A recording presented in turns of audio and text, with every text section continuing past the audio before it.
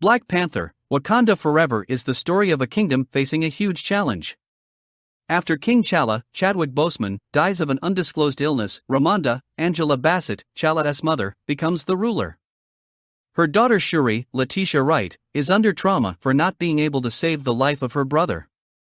6 months later, Ramonda attends a conference of the United Nations where various countries blame Wakanda for not being cooperative and for not providing them with vibranium. Ramonda makes it clear that the precious metal will not be shared with other countries for their destructive means. She also tells them how their facility in Wakanda was attacked. Meanwhile, the USA finds traces of vibranium somewhere in the Atlantic Ocean. A team of researchers head to the spot using a machine built by a scientist. Suddenly, mysterious creatures appear and kill everyone on board the mining ship. The chief of this tribe, Namor Tenoch secretly reaches Wakanda and meets Ramonda and Shuri. He informs them about the USA's plans to extract vibranium and how it was Wakanda that exposed the world to the wonders of the metal. They are told to find the scientist who built the machine and hand it to them or else he'll harm Wakanda. Shuri, along with Okoye, Danai Gurira, head to the USA and take the help of CIA agent Everett K. Ross, Martin Freeman, to find the scientist. It turns out that the scientist is actually a 19-year-old student, Riri Williams, Dominique Thorne. Both find Riri and ask her to come to Wakanda. Unfortunately, the CIA arrives at the spot. Shuri, Okoye and Riri escape from their clutches but are then suddenly attacked by Namor and his army. Okoye fights bravely but is overpowered. Namor captures Shuri and Riri and takes them to his underwater kingdom of T'Challa. Namor captures Shuri and Riri and takes them to his underwater kingdom of T'Challa. Namor makes it clear that he wants to kill Riri as he fears that the surface people will come once again to extract vibranium and thus might harm his kingdom. What happens next forms the rest of the film. Ryan Coogler's story is very entertaining. Ryan Coogler and Joe Robert Cole's screenplay neatly encompasses action, thrill, and emotions. However, the pacing is a bit slow. The dialogues are powerful. Ryan Coogler's direction is neat. He had a huge challenge in hand, especially after the passing of Chadwick Boseman. However, the way he and his team made it a part of the film's story and did justice is praiseworthy. Also admirable is how they took the story of Black Panther forward without the character that made it immortal. Knowing how sensitive the whole scenario is, the tribute given to Chadwick in the film is beautiful and in no way cheap or forced in any manner.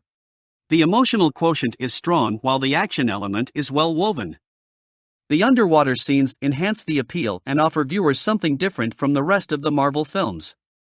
A few scenes are well executed, like the drama at the United Nations conference and Ramonda and Shuri's emotional talk followed by Namor's heroic entry.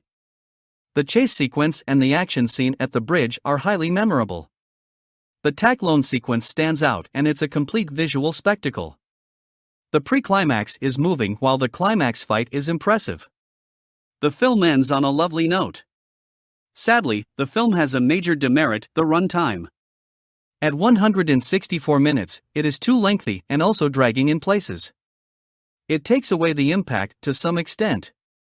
The other problem is the comparatively limited hype, which will prevent the film from taking an opening like the ones taken by the recent Marvel films.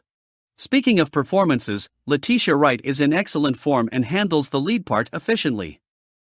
Angela Bassett has an important role and is effortless. Tenoch Huerta is great as the villain and keeps his act restrained. Danai Gurira is dependable. Dominique Thorne is fine but has limited screen time.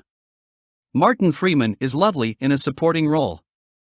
Lupita Nyong'o, Nakia, is damn good and contributes a lot to the film. Winston Duke, Mbaku, Michaela Ciel-Azanica and others are fair. Ludwig Göransson's music exhilarates the impact. Speaking of the soundtrack, two songs stand out: Con La Brisa, played when the underwater kingdom is shown for the first time, and Alone. Cinematography is spectacular. Hannah Beachler's production design is quite rich. Ruth E. Carter's costumes are appealing, especially the ones worn by Lupita Nyong'o. Action is in sync with the film's mood and theme. VFX matches global standards. Michael P. Shaver, Kelly Dixon and Jennifer Lame's editing could have been crisper. Ideally, the film should have been shorter by 15 minutes. On the whole, Black Panther: Wakanda Forever is a moving saga and also incorporates action and thrill in adequate doses. At the box office, it might not open as strongly as recent MCU films like Doctor Strange in the Multiverse of Madness and Thor: Love and Thunder. But with its sheer word of mouth, it has the potential to successfully emerge as a huge grosser. The minimal competition this week from the Hindi release will also go in its favor.